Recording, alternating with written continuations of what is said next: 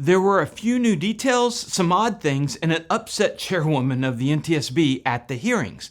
If you missed the 27 hours or the thousands of pages of documents, I'm going to go through the highlights on this episode of Taking Off.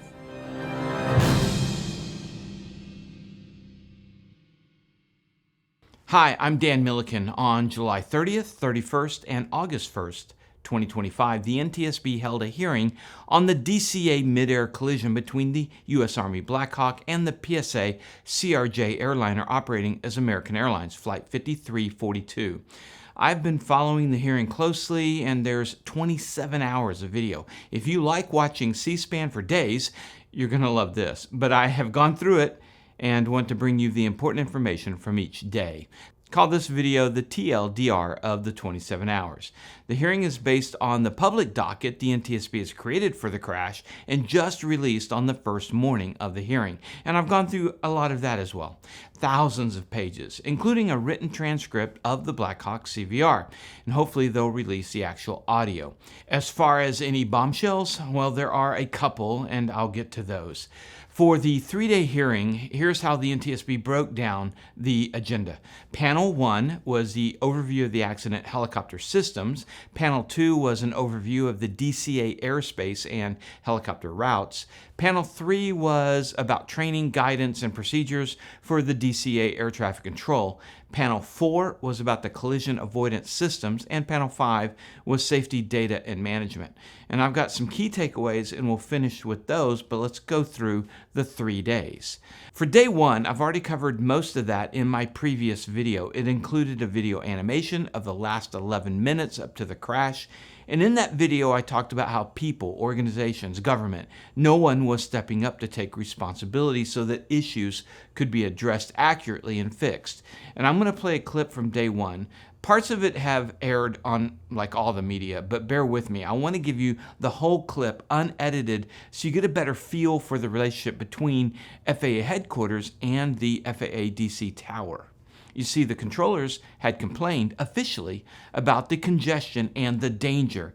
It was revealed that air traffic controllers at DCA had sent a written memo to their superiors requesting them to lower the arrival rates. Brian Lehman, Potomac Tracom's air traffic manager, who sent the memo on behalf of the controllers there at DCA, said it died right there. Here's that video. In the Ronald Reagan Washington National Airport ATC Tower airspace, that's what it said, these routes and zones are heavily traveled by medevac, military, law enforcement, photo missions, VIP movements, and support other special operations. In conjunction with the helicopter routes and zones, there is a high volume of fixed-wing aircraft that operate in the immediate vicinity of the published routes and zones.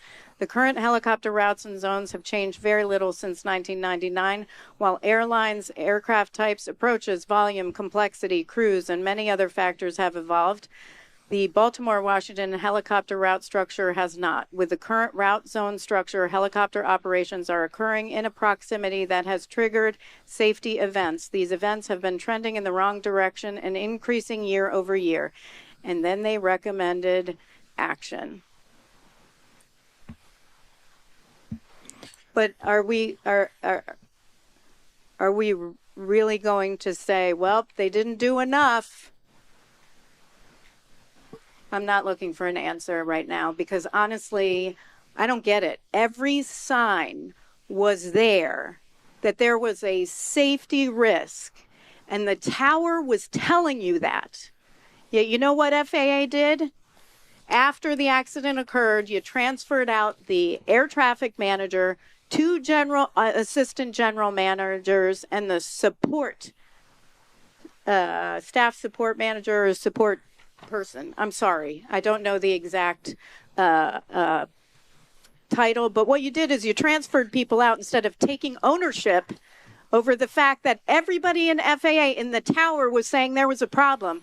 But you guys are pointing out, well, our bureaucratic process, somebody should have brought it up at some other symposium. Are you kidding me? 67 people are dead.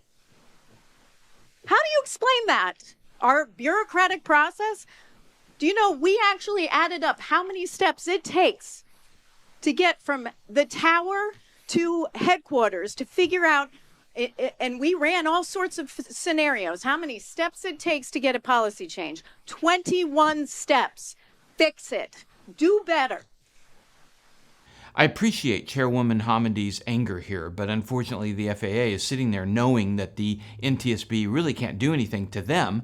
They can just sit there and take her outburst knowing that at best the NTSB can send their list of recommendations and that's about it. The hearing spent a large amount of time questioning the Army. The Blackhawk uses two instruments for altitude, the radio altimeter and the barometric altimeter. The Army states that a plus or minus 100 feet is acceptable. In looking at the flight data recorder recovered from the Blackhawk, at the last few moments, the recorded pressure altitude was showing just under 200 feet. Altitude radar was showing just over 275 feet. Okay, guys, a lot is being said about this, and rightfully so, but please understand that 100 feet, give or take, is not unreasonable. And I'm going to talk about what's unreasonable about this in my takeaways coming up.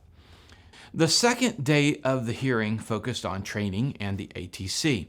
Nick Fuller, FAA Acting Deputy Chief Operating Officer of Operations, made sure everyone remembered that it's on the pilot to maintain visual separation, saying, "It's the pilot's responsibility, but air traffic controllers will go the extra mile to make sure we are providing extra information as necessary." The failure of the tower controller to warn the CRJ of the Blackhawk was also brought up, and I'm going to address that toward the end of this video.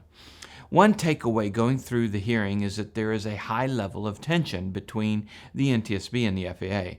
Chair Homendy told reporters on day 2, "It's so bureaucratic that nobody can take what is clearly a safety issue and get it through the offices." And Chair Homendy actually moved the seats of the FAA after a break because of a lack of transparency. Check this out. We're going to take a break, but first thing, my understanding, Mr. Fuller, is that Administrator Bedford told staff to be fully transparent. Is that correct? We always are fully transparent, but I received no specific instruction this morning. That's just something we do. But yes. Mr. Gentry, do you want to comment on that? No, ma'am. We are always going to be fully transparent, and I reminded the witnesses to be that way today. Great. We're going to do a change in the seating. I had noticed that not just me, members in the audience, NTSB staff, and members watching virtually had all reported that one of the supervisors had elbowed an FAA employee mid-sentence. I'm not going to make an assumption about that, but that person had stopped speaking as a result. We want people to be fully transparent and feel safe in providing us answers. So we're going to switch the panelists. I'm not going to put up with that.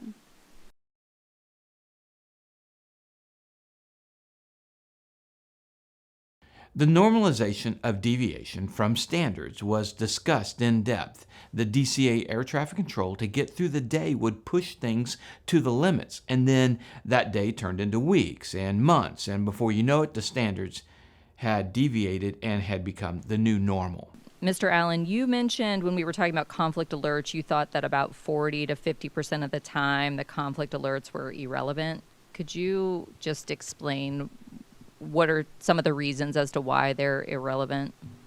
Yeah, I mean, one example would be that the conflict alert may have gone off and corrective action was taken, whether, we'll say, a helicopter passed behind a fixed-wing aircraft, but it will still perceive that there is a potential, it'll still fall in the parameters to activate the alarm a second time. And then that second one, obviously, action's already been taken. They're going to pass behind the traffic safely. It appears that way out the window or on the radar display, and that's occurring. So that second one would be potentially not relevant, for an example. Also on day 3, some time was spent on night vision goggles and the effect that they would have in the helicopter. The night vision goggles were a big factor in them not being able to see. And then here's another example of incompetence. The controllers on duty that night of the accident were not drug tested until after noon on the next day of the accident, and only drug tested, not alcohol tested. The first 2 victims were identified as fatal within 20 minutes after the crash. We have our first investigator on the scene who was close to the proximity as we all rushed there, was on the scene, I believe, at 9:45, roughly within the 1 hour. And at that point, there were already, I believe, 10 fatalities confirmed. I know the chair and I were on the 3-3 runway, and as I said before, I had to look over 21 body bags right then. How can you tell me that you released those controllers at midnight, but you didn't know a fatality occurred? So we in the air traffic organization don't have access to the same information that you do on scene. We rely on... We're standing on the runway. Yes, but we were not there in the air traffic organization. We were not. But your controllers, your staff, and your management are there. Our controllers were there. We had one manager inbound there, but we're not there. Where this place, the decision made, the director for Eastern Service Area Air Traffic Operations is based in Atlanta. He's not present here currently to make that decision, and so we rely on official notification. When that official notification, then we schedule that telcon. Part of that telcon entails us pulling radar data, voice data, all different things to make a determination on whether we need to do drug and alcohol testing for this employee. And I realize we sometimes have lessons learned because, and I give you credit, we have not dealt with this in a long time. But was this the type of response that you would expect? Absolutely not, and we've taken steps to correct that. So it requires someone in Atlanta being brought to the facility if this accident occurs somewhere else? I'm just trying to figure out what lessons learned, or if we need to make recommendations, will it be something that the FAA will actually adopt? Now I want to turn to the pilot of the Blackhawk, Captain Lobach, and her instructor pilot, Chief Warrant Eves. Board member Inman alluded to some information in the docket about Captain Lobach, so I dived in. Captain Lobach had started in the UH-60 Mike model. This is a more upgraded version of the helicopter with autopilot and glass screens. She was awarded her wings in July of 2021, then later was transitioned to the Lima model, which is older and had regular analog instruments. The docket contains her training records and transcripts with instructors and fellow pilots. It's a mixed bag. For instance, one brigade standardization pilot said, while her leadership and situational awareness skills were above average, her stick and rudder skills were below average. Another brigade standardization pilot conducting an instrument evaluation found her performance well below average, one of the bottom 3 pilots he had trained who had come directly from primary flight school. He attributed it to being thrown into the Lima model, downgrading from an advanced aircraft to the analog instruments. But Bravo's company commander said that Captain Lobach was a highly achieving aviator, accomplishing more than some of the junior pilots with her same hour level. Like I said, it's a mixed bag. And I do want to say, as I drill down into the files and the paperwork, Captain Lobach was an individual that wanted to help people. She had plans to enter the medical field after leaving the Army, and she left behind a loving family and her boyfriend. After reading everything, she sounded like a really smart and capable person, someone you'd like to get to know and be friends with. I say that because she's being used as a political pawn at this point, and I really wanted to set aside agendas on either side, and let's just look at the evidence and then make a determination so that we can bring real solutions so this never happens again. Lastly, board member Inman brought up something on the last day toward the end of the hearing. Watch this exchange. At Cabin John, they took a right, but they were supposed to be going straight. Is that correct? That's correct. Also, at one point during the CVRs that we downloaded, the left seat indicated that that person had a little bit of dizziness during that flight. So do you recall that? I don't remember reading about dizziness. I got dizzy for a moment, I believe. I don't recall that part. I'm not saying it's not there, I just don't remember that. Okay, if you'll check it, I want to make sure because I don't want anybody reporting that we said that. Sure. But whenever you read then the next of kin, the familial relationships, the left seat operator, we were told at one point had a case or had an issue with vertigo. Is that correct? That's correct. Is that concerning to fly night vision goggles with someone who is having vertigo or had vertigo in the past? Does that create an additional layer or an additional complexity for that person to operate? Yes, if they continue to be affected by the spinning sensation of vertigo. Would that be something, if you're in the right seat and you're evaluating, if you see these things start to happen, you're making a wrong turn, would you suspend the flight during that out of safety? I mean, it's situationally dependent, depending on how bad it is. But if I've flown with pilots before who've thrown up while performing combat maneuvering flights, so I take the controls and terminate the flight. Okay. And I don't want you to speculate on it, but that coupled with knowing additional medical information about vertigo could be concerning? Yes. Okay. Checking the docket, there was an interview with her male roommate, an officer in the Army, not a pilot, who mentioned Captain Lobach had to overcome vertigo and that she had gotten treatment for it, but that it wasn't an issue anymore. Is this a smoking gun in the crash? I close with my opinion on that question shortly. The NTSB hearings exposed a cascade of failures: faulty Blackhawk altimeters, inadequate FAA action on known risks, understaffed and overwhelmed ATC, and flawed communication protocols. Homendy's sharp rebukes of the FAA's bureaucracy and inaction were a recurring theme, drawing significant attention. The emotional presence of victims' families at the hearings and the release of the crash footage amplified the gravity. And while the NTSB is yet to determine the probable cause, the hearings underscored systemic issues over individual pilot error. The question everyone asks: who's at fault? Who killed all these people? This hearing and the evidence does point to some factors and also points away from other factors. For those pointing fingers at the PSA crew, those pilots did everything right. They are blameless. There's been some finger pointing at ATC, both in Regional Approach and the tower, and primarily the criticism that the tower controller did not warn the CRJ of the Blackhawk traffic. And yes, the procedure when advising an aircraft of traffic when you're controlling both is to tell both. Tower advises PAT 25 of the CRJ. PAT 25 requests visual separation and is given it. Now the responsibility for separation is on the Blackhawk. Had the controller then followed procedure and told the CRJ that the Blackhawk has you in sight and will maintain visual separation, would have been a non-factor. The pilots were focused on landing the plane, and I'll say it again. The fact that the tower controller did not advise the CRJ of the Blackhawk traffic would not have changed the outcome. But does that shed the blame from the FAA? No. Yes, Captain Lobach flew the Blackhawk into the CRJ, and I could easily see myself or any pilot I know flying 75 feet off altitude. Was she also suffering vertigo? No. The instructor pilot, Chief Warrant Officer Eves, shares blame when he didn't end the check ride when Captain Lobach wasn't on point in the middle of the hotspot, and when he accepted the responsibility for separation and then didn't keep that separation. Plus, he was the pilot in command. But to me, it's more than that. It's more than individual pilot errors. It's systemic. After going through this hearing and researching the documents in the docket, the primary cause of the crash? The bureaucratic organization that put all these elements into place, the FAA. The FAA ignored warnings and requests from ATC, which are FAA employees, and also ignored warnings from pilots and kept a 75-foot separation in place.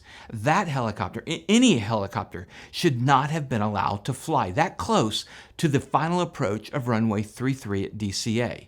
Originally, I felt that Captain Lobach had the most culpability, but after going through all of this, the bigger factor is that the FAA allowed separation from Helicopter Route 4 and the final approach to runway 33 to be just 75 feet. They were warned. Studies had been done, but for whatever reason in the halls of the agency, they refused to address it, and 67 people are now dead. My hope and biggest takeaway in this, that the FAA looks at other areas where there's been a deviation of standards and examine it to see if there's a potential for another tragedy and then take action. In the meantime, the NTSB will come out with their final report and their recommendations in about 6 months. That's our report on the NTSB hearing of the DCA crash, and I'll put a link to the docket in the description below, and also links to our sponsors who make this channel possible, like Colton Mortgage, ColtonTakingOff.com, and ZVision, XZVision.com, the brightest landing and taxi lights out there. Here's an early report we did right here. Thanks again, and remember, superior judgment trumps superior skills. Take care.